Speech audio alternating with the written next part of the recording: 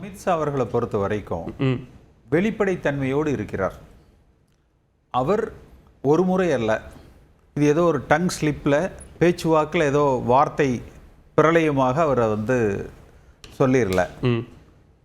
இப்பொழுது 4வது முறையாக இந்த கருத்தை அவர் வெளிப்படுத்தி இருக்கிறார்.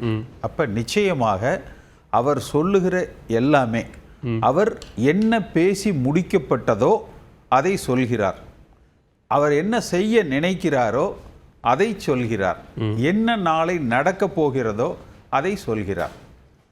திரு எடப்பாடி பழனிசாமி அவர்கள் சொல்லுவதும் அவர் முடிவு பண்ண எல்லாம் நடந்துரும். அவர் உண்மையத்தான் சொல்றாரு. இல்ல அவர் முடிவு பண்ண எல்லாம் நடந்துருமா? அதாவது அவர் என்ன சொல்றாரு, அதிமுக பெரும்பான்மை பெறும் ஆட்சி அமைக்கும்னு சொல்றாரு. அந்த ஆட்சியில பாஜக இருக்காது அப்படின்னு எடப்பாடி பழனிசாமி இன்னைக்கு சொல்லியிருக்காரா? சொல்லலையே. இல்ல அதிமுக பெரும்பான்மை பெற்று ஆட்சி அமைக்கும் அப்படின்னா அது தனி பெரும்பான்மையோடு அதிமுக ஆட்சி அமைக்கும்ங்கிறது அதனுடைய பொருள் இல்ல.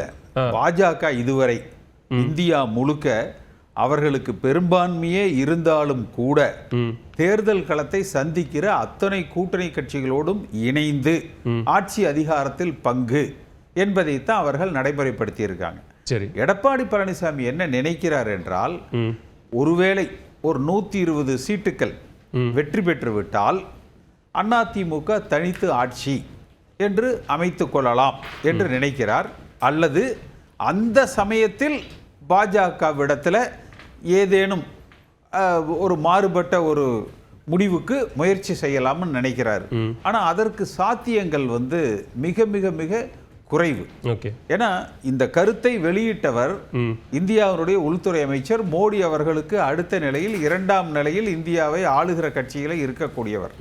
அவர் வெளிப்படைத்தன்மையோடு சொல்றார். எடப்பாடி பழனிசாமி அந்த வெளிப்படைத்தன்மை இல்லாமல் அவர் என்ன அமித்ஷாவோடு பேசி ஒத்துக்கொண்டாரோ அதை வெளிப்படுத்துவதற்கு பயப்படுகிறார். என்ன பயம்?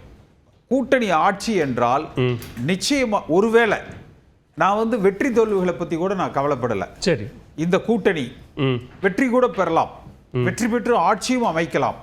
ஆனால் அதிமுக என்கிற கட்சி, அதோடு அதனுடைய வளர்ச்சி, அந்த கட்சியினுடைய எழுச்சி, அந்த கட்சியினுடைய இருப்பே கேள்விக்கிடம் ஆகிவிடும்.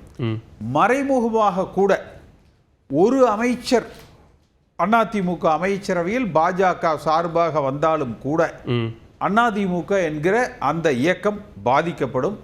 தமிழகத்தில் மறைமுகமாக பாஜக ஆட்சி உருவாக்கப்படும்.